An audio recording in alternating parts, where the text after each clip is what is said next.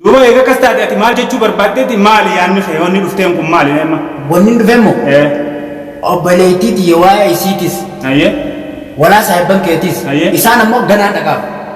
Isaaniif ganaan dhagaaf. Waan bareedaan dhuftee. Waan gartee asirratti haasoon gooneewu. Se malee waan irratti dalagamee teessise malee furmaateen Zakkoo, Ikraamee, Abdii, Himiyaa daqiiqaa takka waan hin guunneef Zakkoo waan san irraa fuudhee achi garagalee waan isiin goote otoo gartee viidiyoo isaaniif duuba deebii ilaala.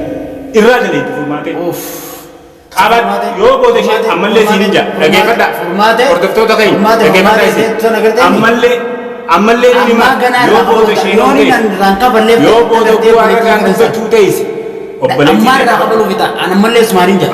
An dhaamsa kiyya dabarsee biitiin jira kunoo. Ati himmatanis gaafa gaafaan ani isaan dhaqee hoo isaan irraa isii irraa qabaleefsan wallee isaanii ittiin nutis garagaltaa. Dhugaanii beektaa miti. Ati deemtee garee maafiyaa sanii wajjin jara sanii wajjin isaan kanaan miidhattee as